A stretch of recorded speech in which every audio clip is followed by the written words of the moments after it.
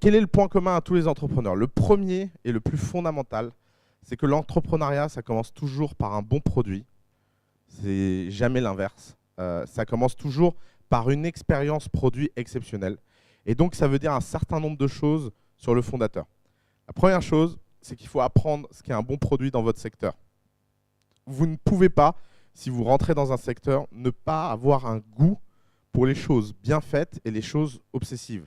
D'ailleurs, de ce point de vue-là, si vous êtes du genre plutôt brouillon, plutôt facilement content de vous-même par rapport à ce que vous faites, plutôt laxiste par rapport à ce que vous considérez être bien ou pas mal, si vous n'avez pas ce sentiment fondamental que ce que vous faites n'est jamais à la hauteur et qu'il faut faire plus et plus fort et plus vite, vous avez un problème. Vous avez un problème et il faut le traiter très vite parce qu'il faut absolument que la première chose mentale que vous fassiez, c'est de mettre la barre plus haut. Alors, je l'ai répété dans tous les sens, j'ai essayé de vous montrer tous les cas. C'est lié à la croissance, je vous ai parlé de la croissance. Pourquoi il y a de la croissance? Parce qu'il y a un wow effect. Pourquoi il y a un wow effect? Parce que le produit est incroyable. Et faire un produit incroyable, ça veut dire aussi avoir un sens du détail et ça veut aussi dire avoir un sens du détail important et non important. Parce qu'il est là le plus gros problème mental. C'est que certaines personnes pensent que faire un produit incroyable, c'est le faire en une fois. C'est passer des mois et des mois et des mois et des mois le plus loin possible de tout feedback, parce que c'est vachement protecteur, et d'attendre la dernière minute pour se taper le feedback. Et ça, ou encore pire, aller chercher du feedback de légitimité. Les entrepreneurs ne cherchent pas de feedback de légitimité, ils cherchent du feedback marché. Qu'est-ce que j'appelle un feedback de légitimité? Notamment, c'est me demander mon avis. Typique. Petite pique gratuite. Mais pensez-y. Imaginez, je vous dis, c'est génial ce que vous faites. Et puis après, vous faites faillite. Ça veut juste dire que je me suis trompé. Si je vous dis, c'est génial ce que vous faites, et après vous réussissez, ça veut juste dire que j'ai eu de la chance. Et je vous le dis très honnêtement, la vérité, c'est que les phénomènes de marché sont tellement imprédictibles. C'est tellement compliqué. Par exemple, récemment, je regardais Secret dans tous les sens. J'ai ouvert cette app, je l'ai regardé, je l'ai utilisé, j'ai posté des secrets dessus, j'ai regardé ce que mes amis mettaient. Et je suis incapable d'expliquer pourquoi ce truc marche. Je n'arrive pas à comprendre. C'est parce qu'elle est hyper bien designée, mais il y a des milliers d'apps hyper bien designées. Pourquoi celle-là plutôt qu'une autre? Pourquoi tout le monde s'est lancé dans le marché du gossip et personne n'a décollé?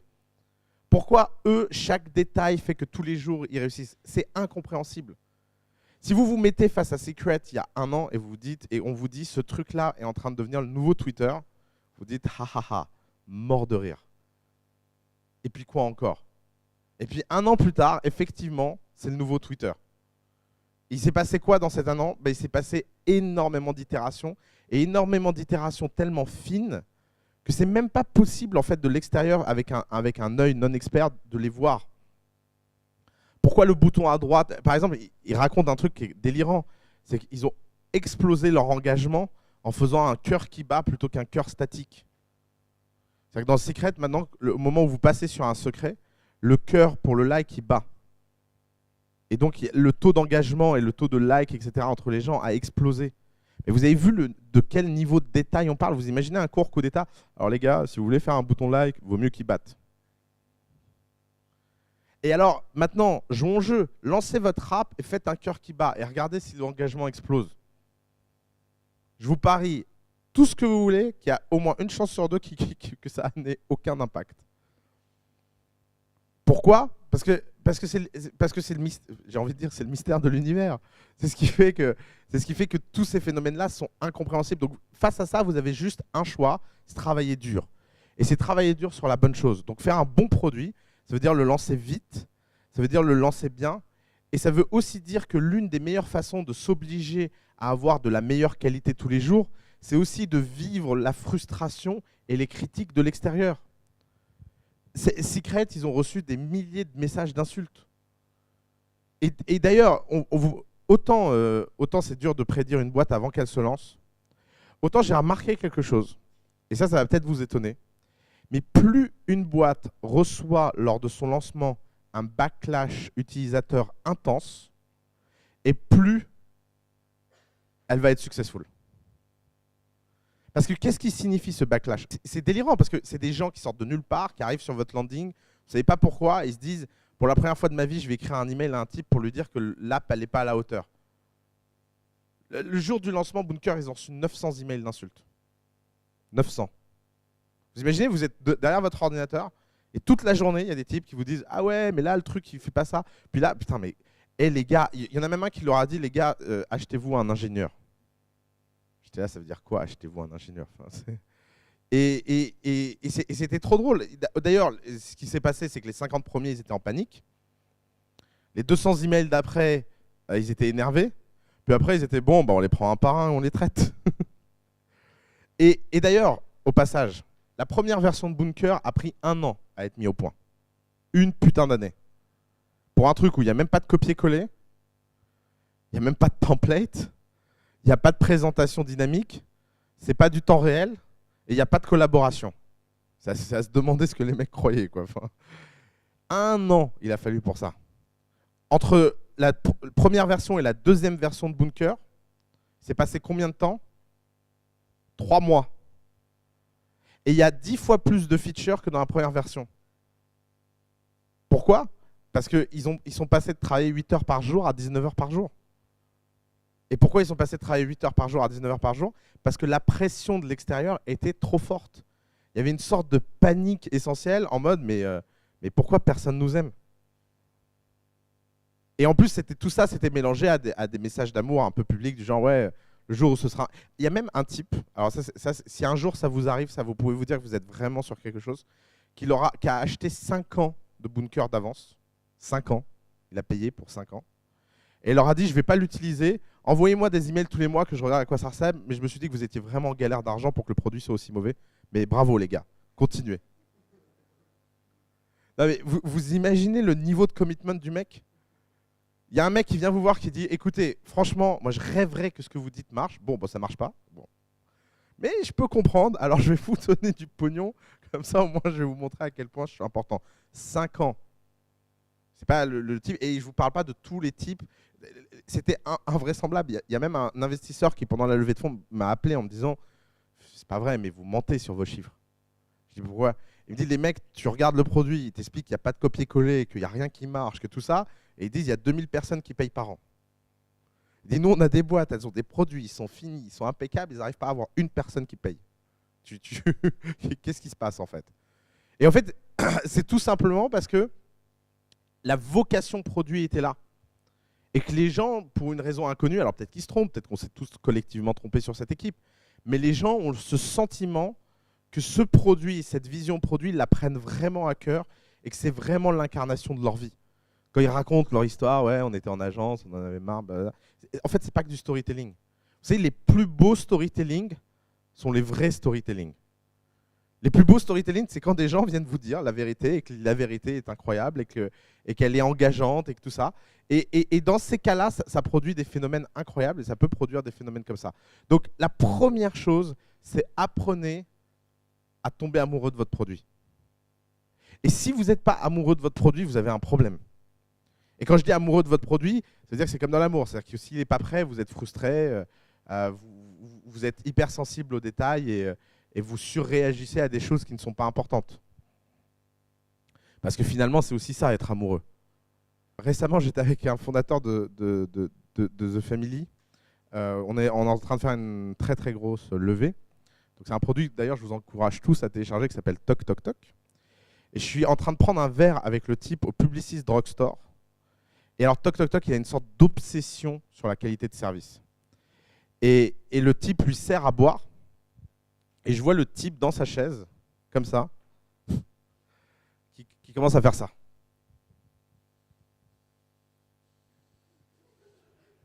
Et alors là, je me dis, oula, il y a un problème, qu'est-ce qui se passe? J'ai dit un truc à la con, qu'est-ce qui se passe?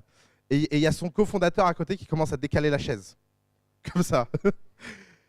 Et le serveur revient une 3e fois. Alors le type se plante sur notre commande, n'amène pas le bon truc, fait quelque chose de différent, revient, après il ne s'excuse pas. Et en plus, on n'était même pas encore servi. Et là, le type, erreur fatale, il arrive et demande à encaisser parce que c'est la fin de son service, mais on n'était même pas servi. Et là, le type se lève et commence à hurler dans le truc et à prendre le mec et le prendre comme ça, lui dire, écoute, tu vois, quand on fait un service, d'abord on sourit parce que quand même c'est important, je ne suis pas venu pour avoir ta sale gueule. Et il a commencé à servir le truc et à prendre le truc et prendre la manager. Et il y a un fusible qui a sauté pendant 15 minutes et après il s'est réassis. Et après il me dit, j'étais un peu trop loin là, non? Et vous voyez, c'est dans ce genre de moment que vous voyez les gens pour qui ce qu'ils sont en train de faire, c'est plus que quelque chose. C'est carrément leur vie. Ils en sont arrivés à un tel niveau d'incarnation. Et alors, quand vous lui posez la question, est-ce qu'il y a un an, parce que moi, c'est ça qui m'a intéressé, est-ce qu'il y a un an, quand on était dans un bar et que le service était merdique, ça te faisait péter un câble? Il m'a dit non, je n'avais jamais remarqué. Et il est là l'élément important. L'élément important, c'est que quand on vous raconte ce genre d'histoire, vous croyez que les mecs sont nés comme ça. Vous croyez qu'il y a un type dans le berceau, quand le biberon était de travers, et il bousillait sa mère, quoi. Et il est resté comme ça, comme un petit dictateur toute sa vie, en se disant, moi, la qualité de service. Mais si c'était le cas, il serait devenu concierge dans un hôtel.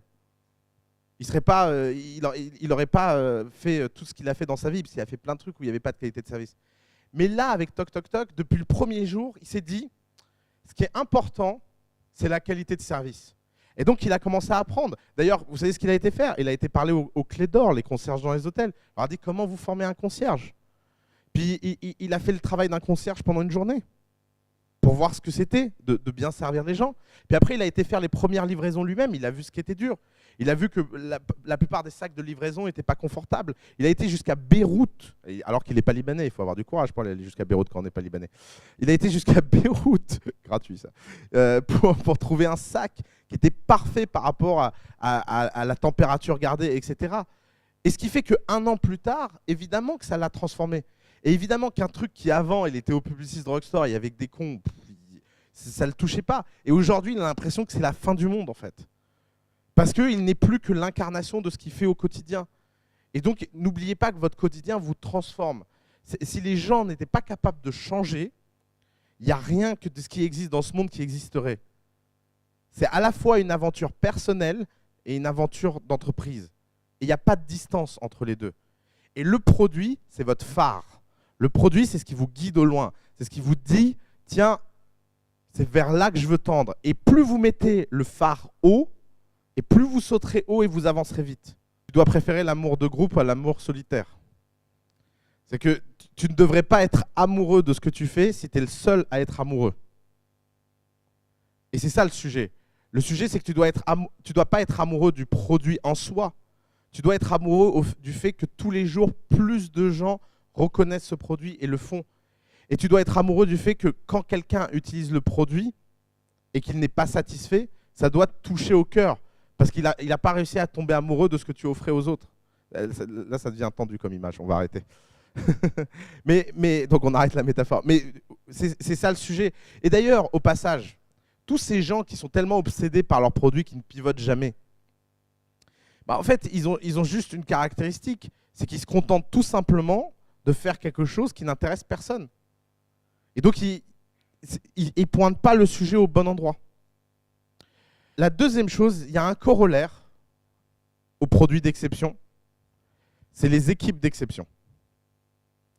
Et alors ça, c'est la chose la plus dure à faire, c'est de vous dire, dans mon entreprise, toute personne que je fais rentrer est meilleure que moi. Et être obsédé par les talents et le niveau du talent, quoi que ça coûte, c'est quelque chose de très très important. D'ailleurs, moi j'ai un test tout simple pour voir le rapport que les gens ont au talent, c'est de voir comment les gens payent les gens et combien de temps ils mettent à les payer. C'est vraiment incroyable ça. Pourquoi? Parce que si vous êtes facile dans vos négociations, ça veut dire que vous êtes facile à reconnaître la valeur des autres.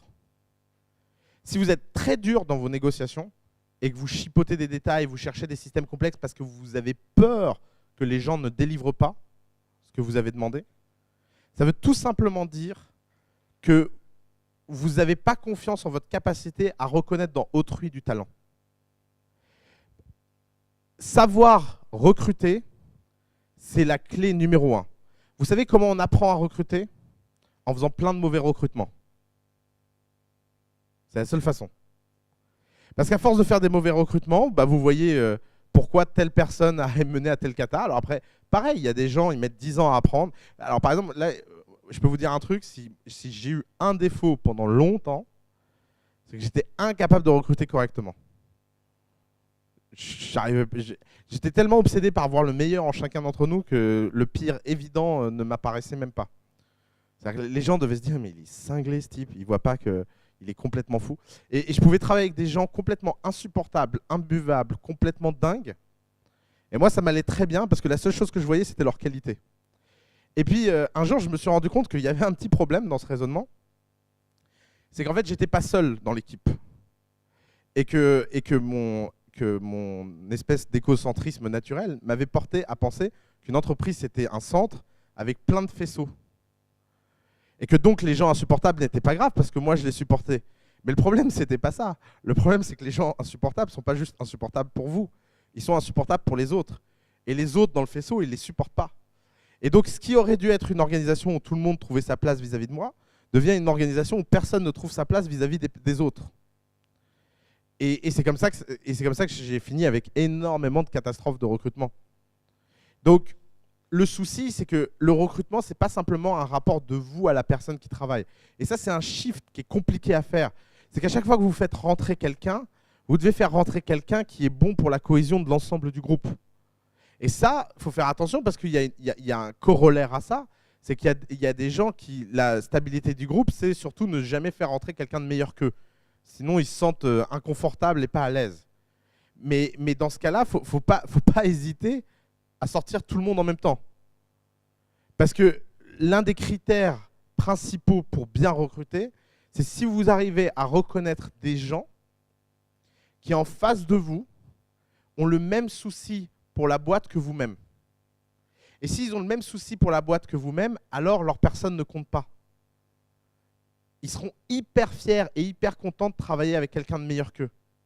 Et d'ailleurs, toutes les petites jalousies, toutes les petites histoires, toutes les petites politiques qui se créent, vous devez les maîtriser d'une seule façon, par la terreur. Parce que vous ne pouvez pas laisser ce genre de choses s'installer. Les susceptibilités ne comptent pas.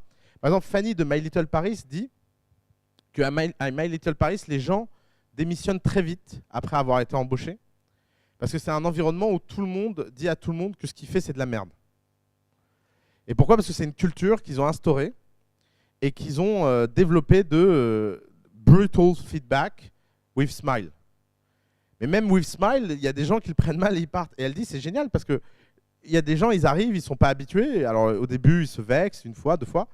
Puis la 13e fois, comme ils voient que, ça n'a ni touché leur job, ni la satisfaction qu'on avait d'eux, et au contraire, en fait, ils pouvaient faire eux-mêmes la même chose, ils se libèrent. Puis il y a les autres qui partent. Si vous voulez une incarnation simple et efficace de pourquoi vous prendre la tronche avec la culture, c'est tout simplement parce que vous prendre la tronche avec la culture, c'est avoir un guide dans le recrutement beaucoup plus simple que la compétence. La compétence, ça n'existe pas.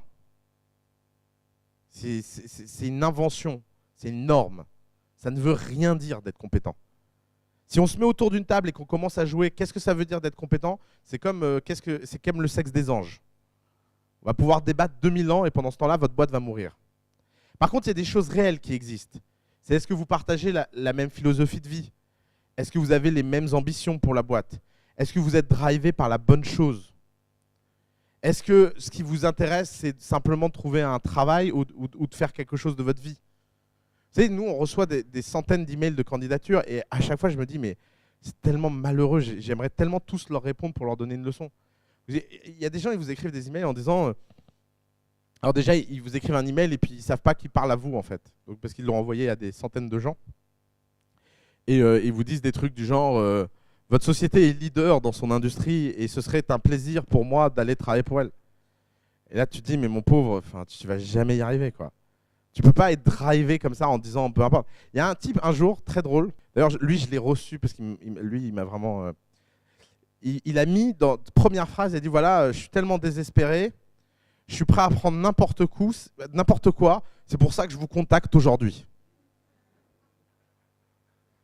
Et alors là, tu te dis oh là là, mon pauvre. Je crois vraiment que c'est ce que j'ai envie d'entendre. Et alors, à l'inverse, faites très attention à l'extrême inverse de ça. Il y a des types qui sont tellement bons à savoir ce que vous avez envie d'entendre que c'est des tueurs en entretien.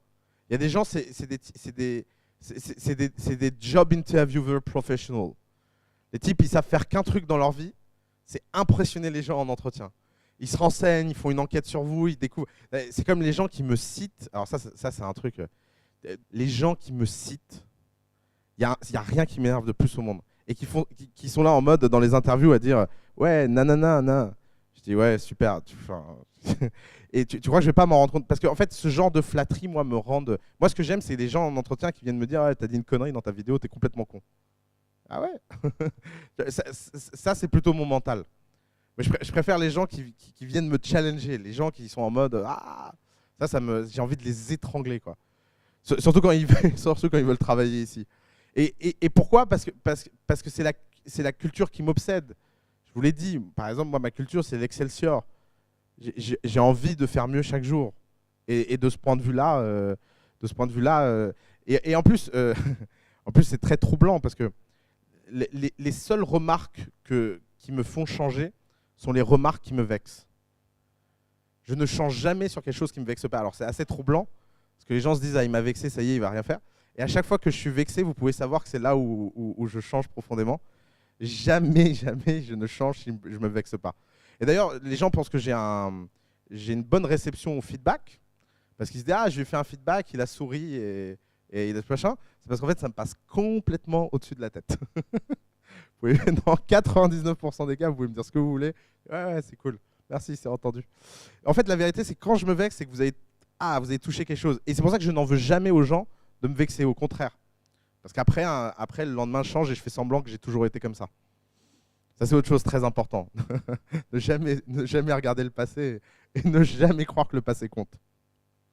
Donc, soyez obsédés par le talent et chaque fois, vous pouvez raccrocher à quelque chose qui est comment je peux mieux employer. Je dois mieux communiquer parce que j'ai besoin de mieux employer. Je dois avoir une bonne vision de ma boîte parce que c'est ce qui va faire que les meilleurs employés vont venir. Je dois avoir une excellente culture parce que c'est ce qui va me permettre de jouer le rôle d'anticorps. D'ailleurs, la meilleure image que vous pouvez vous donner à la culture d'entreprise, c'est le rôle d'anticorps. Pourquoi je déteste les coworking space? Et pourquoi je pense qu'aucune start-up du monde ne devrait aller dans un coworking space? C'est tout simplement parce que dans un coworking space, une culture de coworking se crée. Et donc, ce n'est plus la culture de votre start-up qui se crée, c'est la culture ambiante du groupe.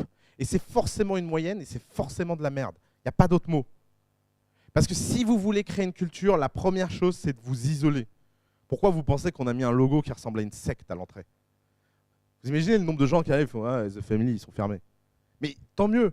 Parce que si vous pensez vraiment si vous pensez dans votre tête qu'on peut juger quelqu'un sur un détail pareil, c'est tout simplement que vous n'êtes pas suffisamment tolérant pour nous et très bien, faites demi-tour. On ne veut même pas connaître votre existence. Et il y a des gens qui sont dans des paniques, qui se disent « Mais tu te rends compte, il y a des gens qui disent ça sur toi. » Et je dis « Ouais, je sais, c'est trop classe d'être un gourou. » Et point barre. Parce que je sais que tous les gens qui nous connaissent savent très bien qu'on ne l'est pas. Et c'est la seule chose qui me compte. Donc, soyez obsédés par les vraies choses qui comptent et le reste ne compte pas. Plus vous aurez de succès, plus vous serez critiqué. Ne soyez jamais sensible à la critique. Jamais. Il faut vraiment vous apprendre à vous immuniser de ça. N'ayez pas peur. La peur, c'est ce qui fait que les gens font des choses qui ne comptent pas. C'est le pire sentiment. Regardez, comment il s'appelle? Planet Earth. Regardez ce Planet Earth. C'est génial. C'est un film incroyable parce qu'il est complètement pourri. Il n'y a pas d'histoire, il n'y a rien. Mais il y a une seule phrase qui est incroyable dedans. C'est la peur n'existe pas. C'est une vue de l'esprit. Le danger, lui, est réel. Et c'est exactement la même chose dans l'entrepreneuriat. Vous pouvez avoir peur de rater. Ce n'est pas ce qui fera que vous ratez. Ce qui fera que vous ratez, c'est que vous avez mal évalué le danger. Le danger, lui, est réel. Le risque, lui, est réel. La peur, c'est simplement quelque chose qui va vous bloquer. Donc, mettez-vous dans des situations où... Et pareil, Bon, je vais vous raconter un truc très personnel. La première fois que j'ai été à découvert de ma vie, j'ai paniqué.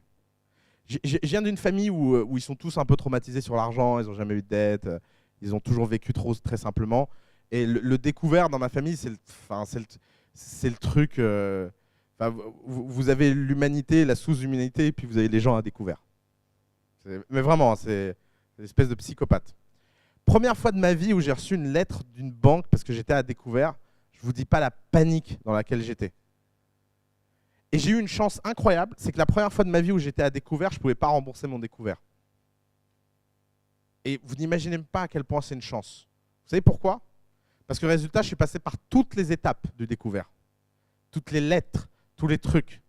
Et quand je suis arrivé à la fin et que j'ai vu qu'en fait, 1, j'étais toujours en bonne santé, que 2, il n'y avait personne qui était venu chez moi pour me mettre en prison, que 3, je pouvais continuer à voyager librement, et que 4, il y avait une sorte d'étape après l'huissier qui était la négociation et que vous remboursiez même pas l'ensemble de votre dette parce que c'était comme ça, et qu'une fois que les mecs avaient vu que vous pouviez sincèrement pas rembourser, vous aviez une preuve. Puis j'ai même découvert qu'il y avait un article du Code civil qui disait que toute dette qui ne peut pas être remboursée dans les 24 mois de vos revenus, retenez-la celle-là, article 1041 du Code civil, toute dette qui ne peut pas être remboursée dans les 24 mois par vos revenus sur les 24 prochains mois doit être négociée et réduite pour être ramenée à vos 24 prochains mois de revenus. Vous imaginez? C'est incroyable. Il y a des types qui ont vachement bien pensé le monde.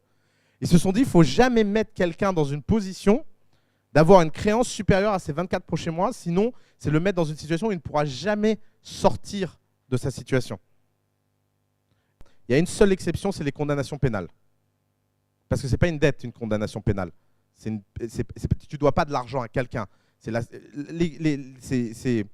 société qui te force à faire quelque chose. C'est très différent. Mais donc, oui, Kerviel, oui. 4 milliards 9, là, ça c'est du découvert. Il ne vous reste plus qu'à rencontrer le pape à ce niveau-là. Ça c'est sûr. Le type a vachement bien compris, quoi. Donc, qu'est-ce que j'essaie de vous expliquer par là? Ce que j'essaie de vous expliquer, c'est que, en fait, d'être passé par toutes ces étapes, eh ben, ça m'a rendu super fort sur ce genre de stress. Et ma vie a très très bien été. Mon premier découvert, moi, c'était pas 300 balles. Si c'était plus que 24 mois, vous comprenez ce que c'était mon premier découvert.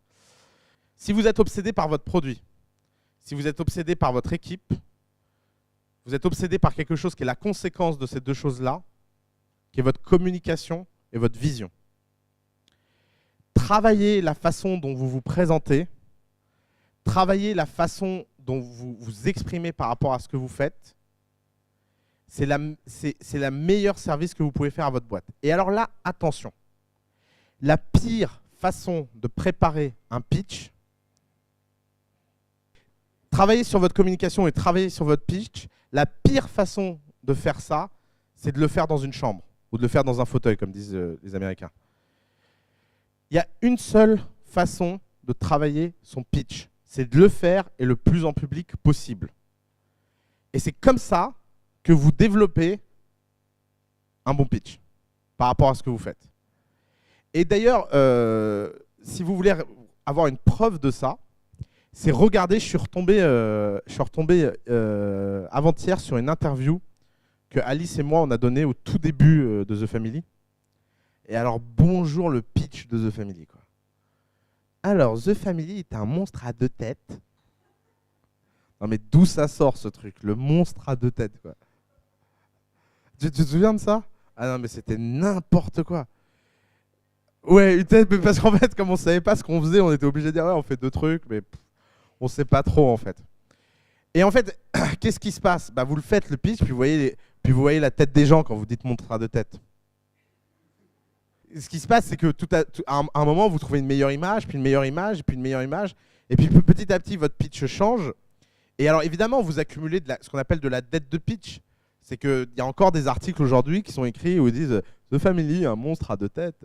Mais c'est pas grave, parce que ça compte pas en fait. C'est pas ça qui compte. Ce qui compte, c'est de réussir à s'exercer et de s'exercer dans l'environnement le plus réel en ignorant. Et alors, il y a un coach de confiance en soi, qui est un de mes amis, qui s'appelle David Laroche, qui fait des millions de vues sur YouTube, et qui dit un truc super intéressant. Il dit Quand j'ai commencé comme coach, donc il avait 21 ans. Alors 21 ans, coach de confiance en soi, quand on a 21 ans, je trouve ça trop drôle, déjà rien que le concept, quoi. Surtout quand vous avez la gueule de Michael Vendetta, quoi. Euh, non mais je lui dis souvent, il adore. Et et il y a un truc qui m'épatait en fait avec sa façon de faire, c'est que si vous allez sur sa page YouTube et que vous regardez les vidéos les plus vieilles, vous voyez des vidéos pourries d'un mec qui raconte n'importe quoi, qui fait 10 fautes de français par phrase et qui sait même pas parler et qui n'a pas du tout l'air d'avoir confiance en lui. Et aujourd'hui, il remplit des salles avec 1000 personnes qui crient David, David. Nous aussi, on veut vivre notre vie au top. Et, et en fait, qu'est-ce qui s'est passé entre ce point-là et l'autre? Il s'est passé 3 ans de pratique. Et 3 ans de pratique pendant lesquels il n'a eu absolument pas honte que des gens trouvent ça nul. Parce qu'en fait, le monde est très très très vaste. Même, regardez à la taille de son marché. La taille de son marché, je pense qu'en France, des gens qui n'ont pas confiance en eux, c'est à peu près 57 millions de personnes. Donc marché plutôt liquide et en croissance. Et le mec se dit, ok, si dans la première année, j'envoie 10 000, ce qui est déjà énorme, 10 000, et que les 10 000 trouvent que je suis nul, mais que grâce à ça, je deviens meilleur, l'année d'après, je vais peut-être en concourir 1000 qui vont trouver ça bien, puis il y en aura 90 000 qui trouveront ça nul, mais c'est pas grave parce qu'il en reste encore 55 millions. Et vous voyez le raisonnement. Le raisonnement, c'est que le monde est vaste. Le monde est tellement vaste que vous pouvez toujours recommencer. Vous pouvez toujours réessayer. Et vous pouvez toujours vous confronter à la réalité. Donc ne restez pas dans votre bulle. Et apprendre à communiquer correctement son idée, clairement, en quelques mots, ça prend du temps. Là, j'ai fait un pitch de Family à Web Today il y a 3 jours. Tout le monde a adoré. Je pense que j'aurais fait le même pitch à la création de The Family à Web Today. Les gens auraient été catastrophés. Ouais, alors, on est un accélérateur avec un monstre à 2 têtes et on l'a mis sous le canapé, en fait, parce qu'on avait tellement peur. Donc, vous voyez, c'est pas... Et surtout, il faut pas... si on vous propose de le faire, vous le faites quand même si c'est catastrophique. Parce que c'est comme ça que vous avancerez. Donc chassez ce problème et surtout ne jugez jamais une start-up à ça. Quelqu'un jeudi m'a dit ouais, ça a l'air vachement facile de rentrer dans The Family, vous avez telle boîte. Parce qu'il trouvait que cette boîte était pourrie. Et alors moi je me suis dit 2 choses dans ma tête. Première chose, toi tu penses que c'est facile mais tu rentreras jamais. Et deuxième chose, pense ce que tu veux de cette boîte-là, parce qu'à la fin de l'année, les gens qui passent pour des cons sont plutôt dans ta catégorie que dans la mienne. Parce que regardez, moi, mon upside. Soit il a raison, et de toute façon, je vais en faire d'autres boîtes bien, donc tout le monde va oublier que j'ai un jour eu cette boîte. Soit il a tort, comme je le pense, et il va vraiment passer pour le crétin qui avait dit que cette boîte n'irait nulle part. Parce que je vous l'ai dit, c'est cette fameuse intersection entre les bonnes et les mauvaises idées. Donc quand vous jugez, d'ailleurs, 2 règles d'éthique, si vous pouviez retirer 2 règles d'éthique. Première règle d'éthique, ne jugez jamais les projets de vos condisciples entrepreneurs. Vous avez une chance incroyable, c'est d'être dans une position où vous n'avez pas besoin de le faire. Vous n'avez pas besoin de le faire. Vous n'avez pas besoin de vous mettre des gens à dos. Moi encore, je suis obligé de me mettre des gens à dos parce que comme j'ai 24 heures dans une journée et que je dois choisir avec qui je dois les passer, forcément, je dois dire des choses et forcément, je vais me tromper. Mais moi, mon rêve dans ma vie, c'est qu'il n'y ait aucune sélection à The Family. Aucune. Pourquoi il devrait y avoir une sélection? Il devrait y avoir une sélection par le faire. Tout le monde devrait pouvoir rentrer dans The Family, recevoir les 3 premiers mois de formation initiale, délivrer, et à partir de ça, on virerait 90% des gens. Ça, ce serait le système magique et idéal. Mais c'est pas possible parce qu'encore une fois, il n'y a que 24 heures dans une journée et on est 10. Alors, si on fait ça, il va falloir le faire d'une façon qui est trop industrielle pour l'instant. Mais là où je veux en venir, c'est que vous, à l'inverse, vous n'êtes pas dans cette contrainte. Donc la première règle d'éthique, c'est soyez toujours positif avec les gens. Et la deuxième règle d'éthique, dites toujours ce que vous pensez. C'est-à-dire qu'à l'inverse, si vous pensez que ce qu'il fait est complètement à côté de la plaque, dites-le et expliquez pourquoi. Et si la personne maintient dans sa volonté, aidez-le. Parce que vous y gagnez. Soit c'est vous qui vous trompez et vous apprenez, soit vous aviez raison et vous l'avez aidé à voir que vous aviez raison. Mais ça ne sert à rien de rentrer dans des débats stériles pendant des heures. Il n'y a pas d'entraînement. C'est ça, tiens, elle est là l'idée de base. Il n'y a pas d'entraînement. Le seul entraînement, c'est de rater. Il n'y a pas d'entraînement. Tous ces trucs où tu te mets dans des positions intermédiaires parce que tu ne te sens pas prêt sont des positions où en fait tu recules par rapport au saut. Et donc au lieu de… Toi, tu crois que ça te fait du bien, mais en fait, ça te fait de l'hyper mal et ça ralentit le moment où tu lances ta boîte. Il y a une seule façon de lancer une boîte, c'est de la lancer. Il y a une seule façon de présenter et d'avoir du feedback, c'est d'aller voir ses utilisateurs et de le faire. Si tu mets dans une pièce des gens qui sont dans le même stade que toi, c'est comme demander à un prépubère des conseils de sexualité. C'est la même chose. Il est biologiquement inapte. Qu'est-ce que tu veux qu'il en sache? Personne ne peut te donner ce genre de conseils tant qu'il ne l'a pas fait pendant des années. La réalité, c'est la réalité. Par définition, si tu as une salle de gens qui ne sont pas tes utilisateurs, tout ce qu'ils vont te dire dedans est à côté de la plaque. Forcément. Et ce n'est pas de leur faute. C'est juste qu'ils ne sont pas les utilisateurs. En plus, comme on les met dans une position de « mais si, tu es légitime pour donner un feedback », ils se sentent obligés en fait, de donner un feedback, même quand ils n'ont rien à dire. Dites à qui que ce soit de faire quelque chose et il le fera. Le futur n'existe pas, il n'y a que ce que vous faites au présent qui existe. Retenez-le ça. Il n'y a pas d'anticipation possible. D'ailleurs, au passage, en général, les gens qui ont des talents naturels de communication réussissent mieux les premières années de leur boîte que les autres. Si vous voulez choisir de travailler pour quelqu'un, trouvez des gens articulés dans leur tête. Parce que les gens qui ne se font pas de nœuds au cerveau, ils sont assez simples et donc ils font des boîtes simples. Si vous vous posez la question pour qui travailler. Alors, un autre point, les meilleurs entrepreneurs font de l'argent facilement. Les meilleurs entrepreneurs, l'argent n'est jamais un problème chez eux. Que ce soit en termes de revenus ou en termes de levée de fonds. Je m'explique. Quand vous démarrez votre boîte, vous n'êtes pas forcément en état de lever des fonds. Et être en état de lever des fonds et de la bonne façon et correctement, ça peut prendre beaucoup de temps. Mais pendant ce temps-là, il faut vivre. Et il y a un truc d'incroyable chez les meilleurs entrepreneurs, c'est qu'ils ont une facilité déconcertante à produire des revenus d'opportunité.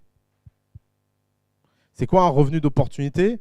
C'est quelque chose qui vous permet en fait de tenir suffisamment de temps pour pouvoir voir venir. Par exemple, si vous êtes deux et que vous faites 35 ou 45 000 euros, vous gagnez 2 ans devant vous de vie à 1 000 euros par mois. Et ça change complètement votre rapport à l'argent. Il y a plein de formes. Il y a des gens, ils vont convaincre un banquier, ils obtiennent un prêt alors qu'ils n'auraient pas dû obtenir de prêt. Il y a des gens qui trouvent quelqu'un dans leur famille pour leur faire un chèque. Il y a des gens qui produisent du revenu. Il y a par exemple, je sais pas, en décembre, on était court en cash à The Family, on a organisé The Overnight. Ça a pris 3 jours d'y réfléchir et de le lancer. C'est-à-dire qu'à partir du moment où vous comprenez que vous avez besoin d'argent, vous le produisez l'argent et vous le produisez au bon niveau. Pourquoi l'argent est souvent bloquant? Parce que les gens essaient de faire des sommes délirantes. Ils se disent ouais, cette année, il faut que je fasse 1 million d'euros de revenus. Par exemple, ils se fixent des objectifs comme ça. Ils se disent mais qu'est-ce que ça veut dire? Tu n'as pas encore de business model, tu n'as pas encore de produit, tu n'as pas encore de machin. C'est super dur. Ou ils se disent oui, j'ai besoin d'1 500 000 euros pour faire ma boîte. Ça, c'est un round. Avant d'être prêt à faire un round et pouvoir planifier des choses et planifier du plan, il faut déjà avoir beaucoup exécuté. Et je vois d'autres gens se prendre la tête alors que, par exemple, il y a des gens, ils rencontrent des personnes qui leur disent « Ouais, je mettrais bien 100 000 euros dans ta boîte. » Et puis, ils commencent à se mettre des nœuds dans le cerveau, etc. Alors que 100 000 euros, ça leur fait, à leur rythme actuel, 1 an. Et là, ils se disent « Ouais, si lui, il met 100 000, peut-être que je peux lever 300. » Mais non, prenez les 100, mettez-les dans votre poche. Après, vous regardez si vous pouvez prendre un peu plus ou pas. C'est pas mal, mais vous ne mettez pas des nœuds dans le cerveau. Et ce rapport facilité à l'argent, là, pour le coup, si on devait faire tous une psychanalyse collective et qu'on classait les pays par facilité, là, je pense que pour le coup, la France, vous êtes mal barré parce qu'on n'a aucune culture de l'argent dans ce pays. Y a quand même un type, moi, il y a un type qui m'a écrit en me disant « Ouais, j'ai envie de faire coup d'État, j'ai pas les moyens. » Je lui ai dit, je te réserve ta place jusqu'au 1er septembre. Voilà le numéro d'un pote à moi qui cherche un serveur. Tu travailles jusqu'en septembre, tu mets de côté la moitié de ton salaire jusqu'en septembre et tu peux te payer coup d'État. Et le mec me dit, c'est super idée. Hein. Alors j'espère que je l'ai débloqué lui. Mais ça, typiquement, c'est un problème de rapport à l'argent. C'est de toujours croire que l'argent doit être un stock. Genre, il faut que j'accumule plein de trucs pour être sûr et pouvoir aller. Et alors souvent, il y a des commentaires du genre, oui, mais c'est parce que je ne veux pas être en situation de toujours y penser. Alors, j'ai fait un... Vous savez, parce que nous aussi, on travaille sur notre culture. J'ai voulu montrer à mes cofondateurs récemment quelle était la culture de The Family et pourquoi il ne fallait pas que ça change. Nous, on est ce qu'on appelle des opportunistes driven. Opportunist driven, ça veut dire que la seule chose qui nous fascine, c'est tous les jours regarder l'ensemble des opportunités et voir lesquelles on veut bâtir dessus. Et c'est comme ça qu'on a pris ce lieu et c'est comme ça qu'on continuera. Parce qu'on réfléchissait alors dans quel pays on ouvre après. J'ai dit on ouvrira dans le pays où les gens nous contacteront pour ouvrir. Et j'ai voulu leur montrer un truc, c'est que j'ai fait un tableau avec le solde de notre compte bancaire depuis le premier jour. Je me suis rendu compte d'un truc, c'est que The Family avait commencé à découvert. Je crois qu'on est la seule boîte de France à avoir commencé à découvert, avec un banquier en stress qui s'est dit.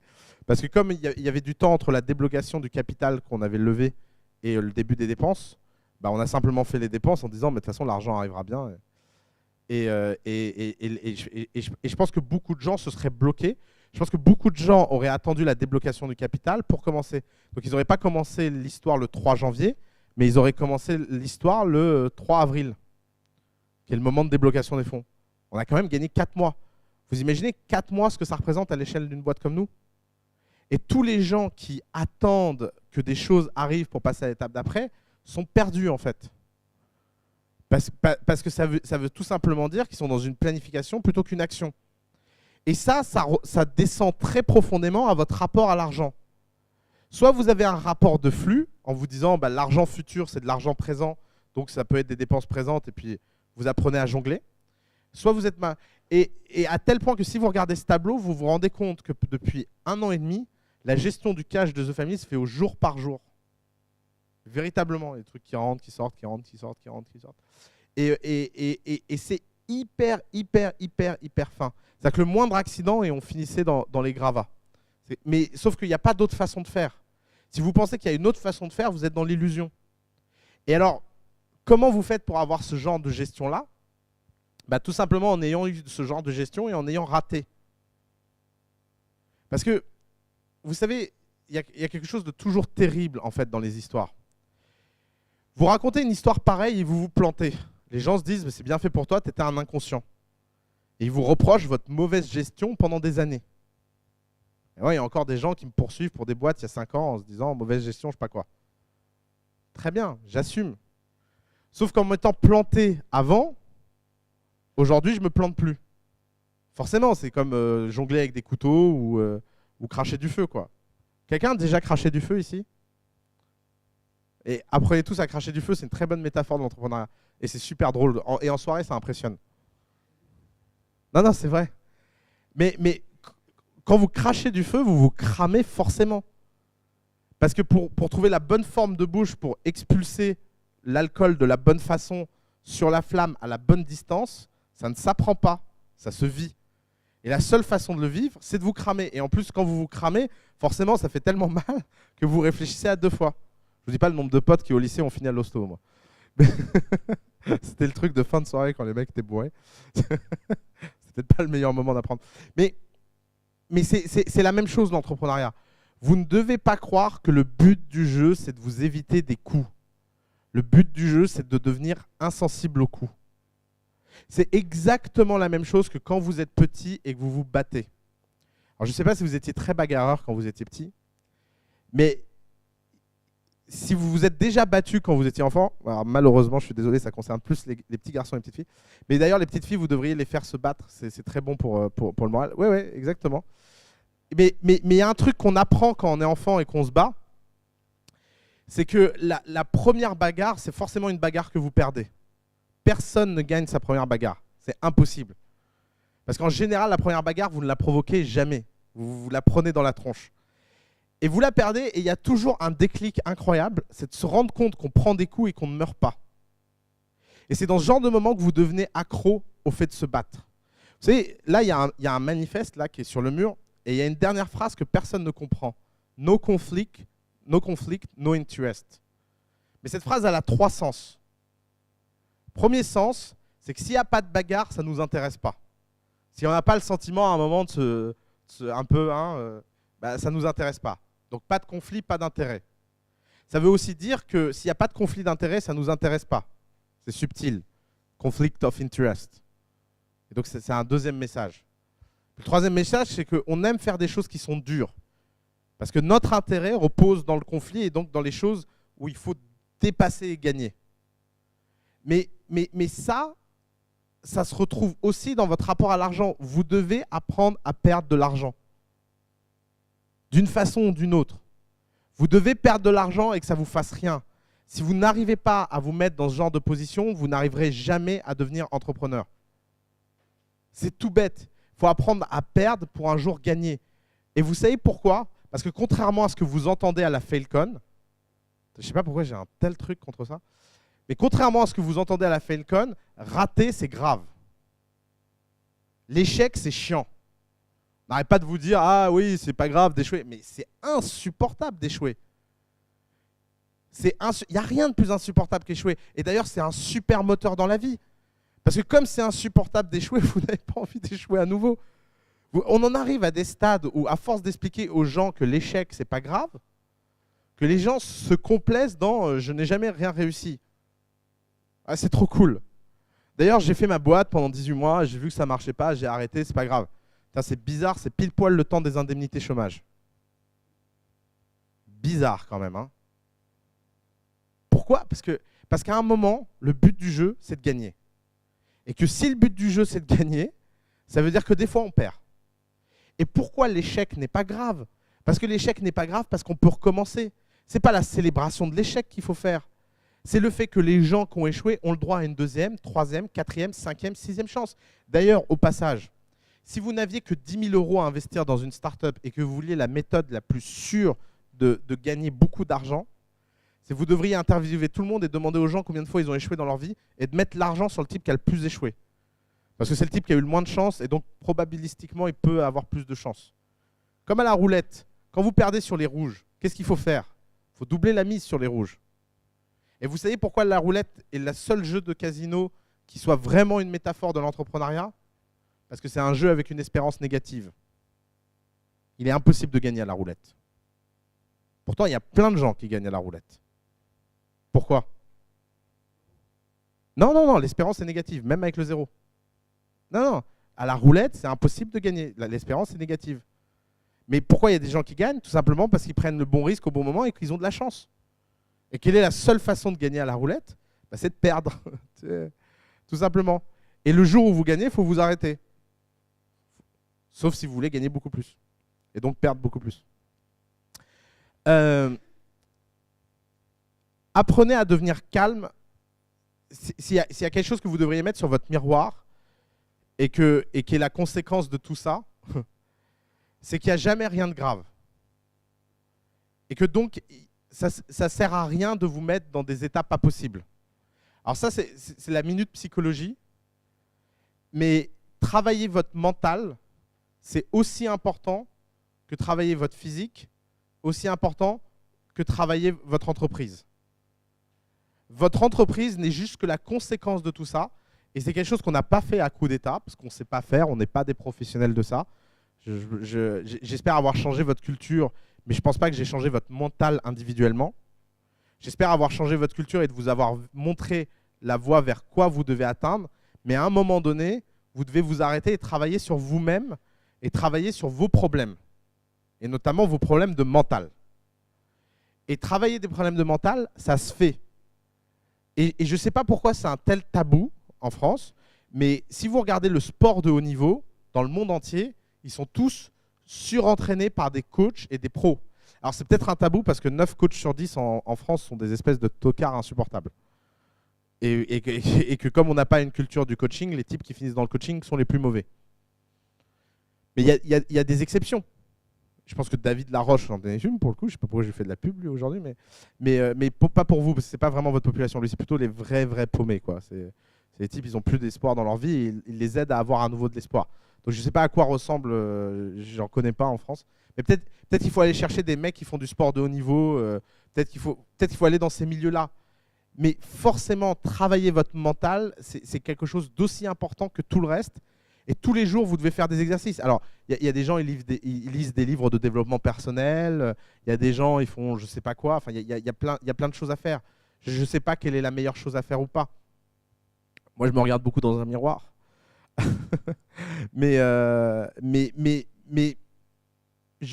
quoi que vous fassiez, trouvez-le et trouvez la bonne méthode pour vous sentir mieux tous les jours. Parce que vous ne pourrez pas amener votre boîte très loin si vous n'êtes pas incroyablement calme face au danger et face au challenge. Et alors, ça je l'ai noté parce que c'est une phrase de Paul Graham. Formidableness. Là, on voit qu'il est british. Les Américains ne parlent pas comme ça. Formidableness can be developed. Et lui, s'il y a un endroit sur Terre où il doit voir ça, c'est à Y Combinator. Et les gens rentrent à Y Combinator en étant complètement clunky et broken. Et ils en ressortent incroyables parce qu'il y a un environnement très positif, il y a du succès, il y a de l'argent, on vous dit vous êtes formidable. Enfin, il y a plein de choses qui participent à ça. Mais quel que soit votre état aujourd'hui et votre rapport à vous-même aujourd'hui, vous avez une courbe très très claire par rapport à ce que vous pouvez devenir. Mais vous devez y croire et vous ne devez pas avoir honte d'y croire. C'est important. Savoir correctement dépenser son argent, c'est la meilleure façon de juger un entrepreneur. C'est de voir comment et dans quoi il met son argent. Et donc de voir qu'est-ce qu'il achète alors qu'il n'en a pas les moyens. Et j'insiste beaucoup là-dessus. L'une des grandes caricatures, et il y a des entrepreneurs qui l'ont représenté pendant très longtemps, c'est que pour réussir, il faut forcément être hyper radin. Et je pense que la propension de radin qui réussit, c'est quand même plus forte que l'autre. C'est assez logique. Ils ont un avantage comparatif. Mais en fait, c'est mécomprendre que tous les radins réussissent toujours dans les mêmes secteurs. Le low cost, l'optimisation, etc. Et c'est oublier tous les gens qui ne sont pas radins et qui réussissent dans d'autres. Vous avez besoin d'établir une culture de la dépense qui est en accord avec votre objectif de long terme et de ce que vous voulez faire. Et vous devez apprendre à dépenser intelligemment. Alors, dépenser intelligemment, ça peut vouloir dire plein de choses et ça peut vouloir dire certains gaspillages. Par exemple, vous savez quelle est la chose la plus chère dans The Family? Les dîners du jeudi soir. C'est de très loin, si vous regardez en volume, si vous regardez les comptes de The Family, ce qui est dépensé en nourriture est plus que ce qui est dépensé en salaire, qui est pratiquement équivalent à ce qui est dépensé en loyer. Vous imaginez? Si quelqu'un vient de l'extérieur et regarde ça, il se dit ces types sont complètement dingues, ils sont dans du gaspillage. Sauf que tous les gens qui sont venus à un dîner du jeudi, ils savent ce que c'est The Family. Et ils savent quel est notre état d'esprit, ils savent quelle est notre culture, et ça n'a pas de prix. Parce que la meilleure façon d'incarner le care, c'est de manger quelque chose ensemble. La meilleure façon d'établir du lien avec quelqu'un, c'est de manger quelque chose ensemble. Et mine de rien, on met quand même des animaux morts sur la table. Alors même si vous êtes comme moi et vous pensez que ça pousse sur les arbres, il y a quand même un acte. C'est quand même un acte de survie qu'on fait ensemble. C'est pas, en termes de symbolique, c'est pas anodin. Tout à l'heure, tu m'as parlé de la niche, etc. Expliquons-nous vachement bien sur ce qu'est une niche. Il y a deux types de niches. Il y a la niche du chien, qui est la première façon de se représenter ce qu'est une niche, c'est de se dire une baraque mal foutue dans laquelle on met un kleps parce que c'est pas prêt. Ça, c'est la mauvaise niche. Et si vous vous représentez, c'est pour ça que le mot niche, il est terrible pour ça, parce que ça renvoie à cette image du clébard qui va dormir dans un truc mal foutu et humide. Mais une vraie niche, c'est quoi? C'est plutôt un cocon. C'est plutôt un petit endroit où il y a un tout petit groupe de gens qui se sentent être les rois du monde. Vous avez là la différence entre les bons MVP et les mauvais MVP. Un mauvais MVP, c'est un MVP qui voit surtout le minimal. Il n'y a rien qui marche et le type n'arrête pas de te dire « oui, mais c'est mon MVP ». C'est mon minimum Viable Product. Puis un bon MVP, c'est quoi? C'est un MVP où c'est le V qui est majuscule. C'est minimum, mais c'est vachement viable. Et donc, si vous voulez juste retenir une règle, faites quelque chose qu'un tout petit nombre de gens sont prêts à mourir pour. Ça commence toujours comme ça. Ça commence toujours par un tout petit nombre d'utilisateurs qui sont prêts à se damner pour ce que vous faites. Et c'est ça une vraie niche. Or, comment vous définissez toujours les niches? Vous les définissez comme des petits segments ou des petites choses insignifiantes en vous disant ça va être facile à atteindre. Mais c'est dur de fabriquer une niche. Parce que fabriquer un truc moyen qu'un nombre moyen de personnes vont adopter, c'est une question d'argent. C'est tout. Il suffit juste de contacter suffisamment de gens en volume pour qu'un nombre certain d'entre eux l'achètent. Mais ça, c'est la pire façon de faire. Ce que vous devez faire, c'est vous mettre en position où un tout petit groupe de gens est prêt à mourir pour ça. Et d'ailleurs, au passage, l'une des bonnes nouvelles dans la startup, c'est que quand votre nombre d'utilisateurs croît, l'usage quotidien des gens décroît un peu. Je vais prendre un exemple. Les 100 premiers utilisateurs de Toc Toc Toc utilisaient Toc Toc Toc tous les jours. Vous voyez ce que ça veut dire? Ils étaient que 100, mais les mecs, ils étaient addicts. Tu appuies sur un bouton, tu choisis le produit que tu veux, tu appuies sur un autre bouton et ça t'est livré en moins de 30 minutes. Mais sauf que ce petit groupe de gens était complètement dingue de ce qu'ils faisaient. Donc après, c'est plus qu'une histoire de croissance. Donc faites quelque chose qu'un petit nombre de gens adorent. C'est très différent de faire quelque chose qu'un grand nombre de gens trouvent sympa. Sympa, ça ne suffit pas. Tout mouvement de start-up commence par une petite folie, par un petit grain, par un petit il se passe quelque chose. Quand tu augmentes, tu sors des espèces de cinglés du début. Enfin, pour utiliser Toc Toc Toc tous les jours, il faut quand même, avoir du pognon à balancer par la fenêtre. Parce que rien qu'en frais de livraison, ça fait 400 € par mois quand même. Deux, il faut quand même avoir besoin de te faire livrer plein de trucs tout le temps. Faut pas exagérer non plus. Etc., etc. Donc ça veut dire plein de choses sur toi en fait. Donc forcément, ce groupe est forcément limité en nombre. Tu peux pas dire le succès de Toc Toc Toc, c'est que tout le monde utilise Toc Toc Toc toutes les heures. Ça n'a pas de sens.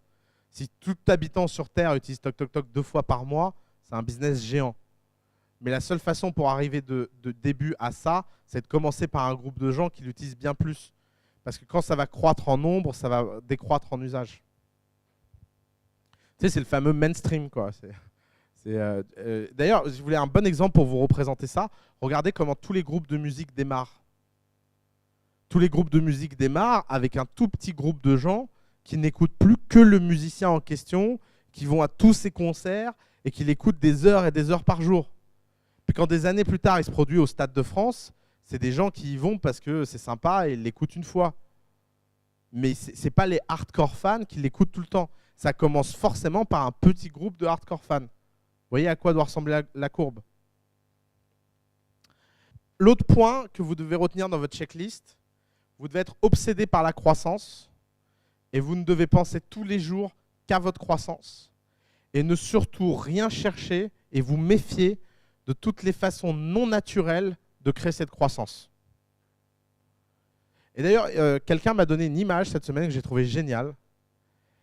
Il m'a dit que j'avais très peu de respect pour les tricheurs et que, en fait, à The Family, on essaie de développer un entrepreneuriat noble où les gens réussissent parce qu'ils le méritent et non pas parce qu'ils trichent leur croissance avec de la presse ou des lancements ou des machins. Méfiez-vous vachement de tout ça. Les bons entrepreneurs, ils croient très très naturellement et ils sont loin de tout ça. D'ailleurs, vous voulez un petit... Moi, j'ai plein de petits tests mentaux pour chercher des indices. Mon boulot, c'est un boulot de Sherlock Holmes où en permanence, je regarde comment les gens se comportent et je cherche des indices et je leur mets plus 10, moins 10. Je vais vous donner une astuce. Ne soyez jamais content devant moi d'un article de presse sur vous. Jamais. La vérité, c'est qu'un article de presse, c'est toujours mal écrit et vous devez vous sentir mal qu'on parle aussi connement de votre boîte.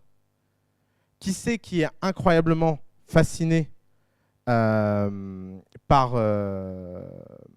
qui c'est qui est infiniment fasciné par les articles de presse? C'est les gens pour qui la reconnaissance extérieure est plus importante que la sincérité de ce qu'ils font. Et donc, c'est un indice qu'ils sont déjà perdus. Parce que franchement, quand vous voyez l'article moyen qui est écrit sur nous, il faut vachement s'accrocher pour comprendre ce qu'on fait ici. Hein. Alors, prenons le cas de French Web extraordinaire, pire torchon de l'histoire de l'humanité.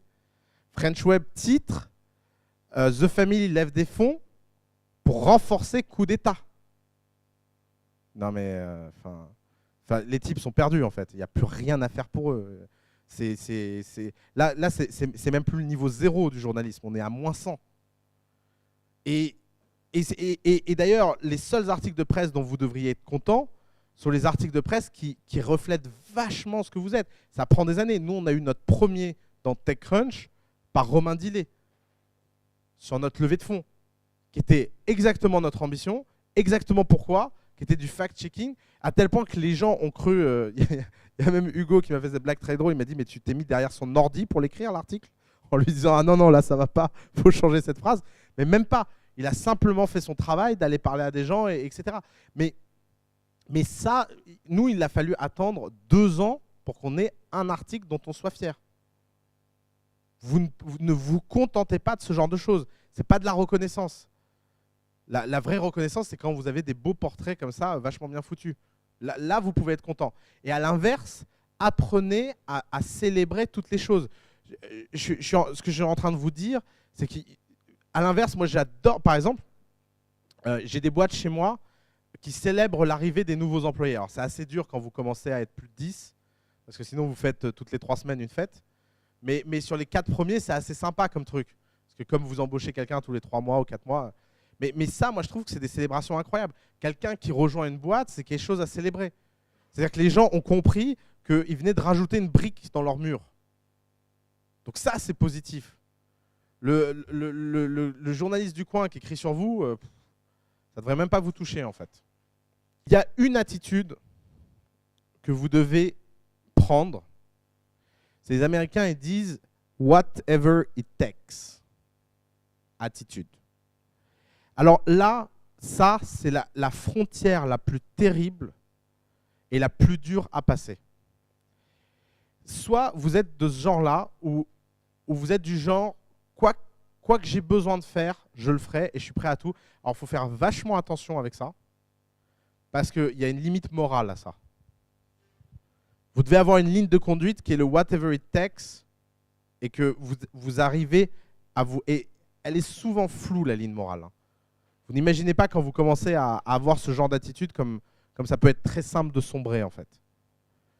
Mais il y a un autre type de whatever it takes qui est le whatever it takes, quoi que je dois faire. Par exemple, je ne sais pas si vous connaissez HomeJoy, c'est l'une des boîtes qui me fascine le plus en ce moment.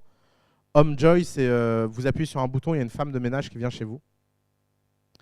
Et c'est une société qui me fascine parce qu'elle a été fondée par une femme incroyable qui a été faire le ménage chez les gens pendant des mois parce qu'elle n'arrivait pas à convaincre des femmes de ménage de travailler pour elle. Et ça, je peux vous dire qu'il y a peu de gens qui font ça. Il y a très peu de gens, il y a très peu de fondateurs qui sont... Je m'énerve très très rarement, mais cette semaine, il y a un type qui est venu m'expliquer qu'il n'avait pas pu atteindre les résultats de sa semaine parce que son livreur était malade et ça a créé des problèmes de livraison. Et je suis devenu dingue en lui disant « Mais pourquoi tu n'as pas pris ton scooter et tu n'as pas été livrer les gens ?» Il m'a dit « Non, mais j'étais focus sur d'autres choses. » Et tout. Je dis « Mais à ce stade-là, on ne peut plus rien pour vous. On peut vous donner tous les conseils du monde, on peut vous donner toutes les attitudes. C'est comme les gens qui ont un bug sur leur site, qui le découvrent et qui sont prêts à attendre le lendemain pour le corriger. Ça, vous avez un bug, quoi que vous fassiez, vous vous y mettez, tant pis pour votre vie sociale. J'ai rencontré les fondateurs d'Instagram qui avaient un truc génial à San Francisco. Ils faisaient des cocktail parties, ils sont à fond dans les cocktails. Et c'est des mixologues incroyables, ils ont inventé leurs cocktails, ils sont hyper geeks dans les cocktails. Et tous les vendredis soirs, ils faisaient une fête chez eux où ils faisaient des cocktails. Et il y avait une caractéristique avec ces mecs-là, c'est qu'ils se baladaient partout avec un MacBook Air connecté en 3G. Et vous les voyez très souvent partir et ouvrir leur truc et corriger un bug en plein milieu des fêtes à moitié ivre. Mais c'était des trucs insignifiants. C'était genre, il y avait une alerte parce qu'il y avait un mec random qui avait posté une photo. On parle de gens qui avaient des millions d'utilisateurs et des employés, etc. Sauf que quand tu disais au mec, mais pourquoi tu fais ça? Il dit, bah, il n'y a personne au bureau à cette heure-ci. Vous voyez le mental. C'est bon, bah, il n'y a personne au bureau, je suis le fondateur, c'est moi qui m'y mets. Et ça, c'est très important. Et ça s'incarne depuis très, très longtemps dans l'histoire du leadership. Et moi, il y a quelque chose qui m'a marqué, il y a un pattern historique qui m'a marqué. Tous les grands chefs de guerre sont des grands soldats. Tous les grands chefs de guerre de l'histoire dont vous connaissez le nom sont des mecs qui étaient en première ligne. Alexandre le Grand était en première ligne. Il n'était pas dans sa tente de commandement. Napoléon, il prenait les ponts avec ses soldats. La prise de pont, c'est la chose la plus compliquée à faire. Et c'est à ça qu'on reconnaît les grands soldats. Et c'est la même chose, c'est à ça qu'on reconnaît les grands entrepreneurs. L'attitude du « ce n'est pas mon travail, ce n'est pas pour moi », c'est une attitude à se jeter par la fenêtre. Vous devez apprendre à prioriser correctement. Vous devez apprendre à prioriser correctement. Et l'une des choses les plus dures à apprendre à faire, c'est apprendre à savoir qu'est-ce qui est important et qu'est-ce qui ne l'est pas. C'est très, très dur de savoir faire la différence. Et il y a une seule façon d'apprendre ça, encore une fois, c'est de se tromper dans ses priorités. Donc je vous recommande une petite institution très simple. C'est toutes les semaines, vous reprenez votre agenda de la semaine, vous regardez tous les rendez-vous que vous avez fait, tout ce que vous avez fait. Et je vous donne un conseil d'ailleurs. Au début, marquez dans votre agenda tout ce que vous avez fait, même quand ce n'est pas des rendez-vous. Vous avez lu vos emails pendant des heures, mettez 2 heures d'email. Et le dimanche, vous regardez cette semaine et vous vous dites à quel moment j'ai perdu du temps, à quel moment j'ai apporté de la valeur. Et petit à petit, vous allez apprendre à prioriser les choses. Et c'est terrible. Moi, en ce moment, je suis hyper énervé à chaque fois que je fais cet exercice le dimanche. Je perds un temps de malade dans la semaine.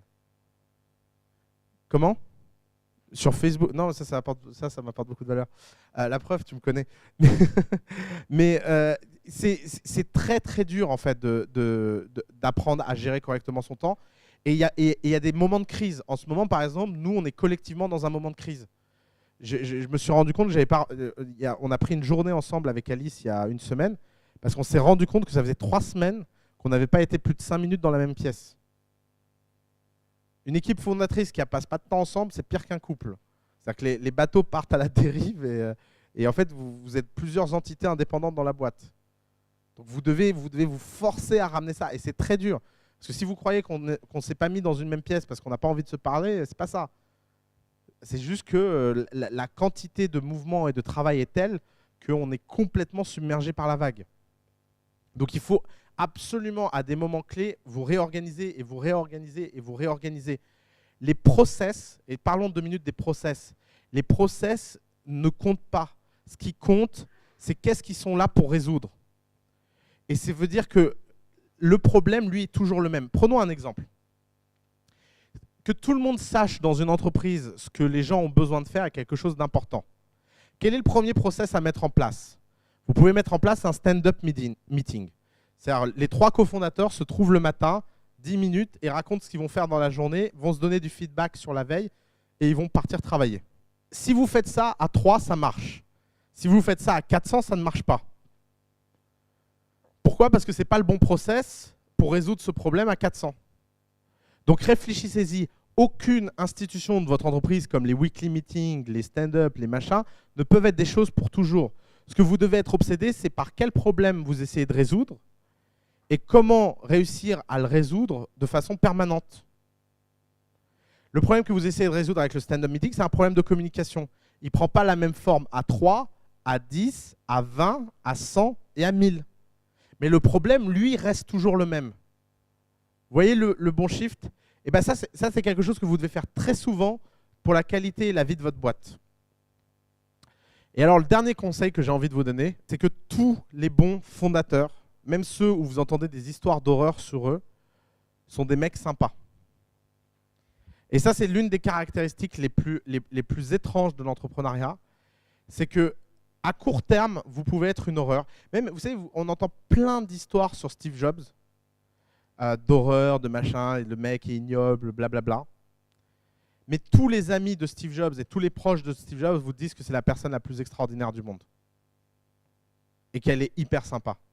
Sympa, ça ne veut pas dire que vous devez accorder votre sympathie à des inconnus qui essaient de profiter de vous.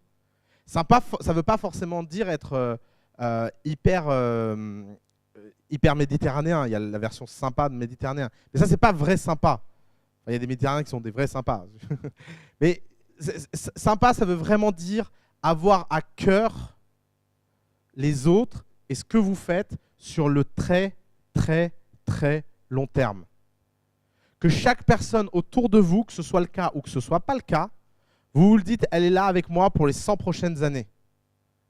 Si vous vous dites ça, vous serez accessible, vous ne tomberez pas dans des problèmes d'ego, le succès ne vous fera pas tourner la tête et vous arriverez à passer tous les challenges avec force. Et quand vous vous ferez trahir, ne punissez jamais les autres. La pire attitude, c'est de devenir méfiant sous prétexte que des gens ont profité de vous. Les gens qui ont profité de vous, tant pis pour eux, ils ne pourront pas profiter plus longtemps.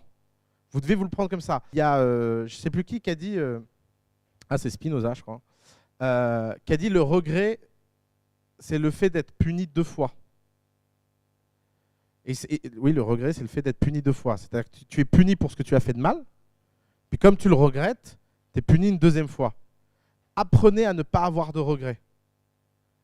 Vous faites des erreurs, c'est pas grave, avancez. Vous faites le bien, avancez.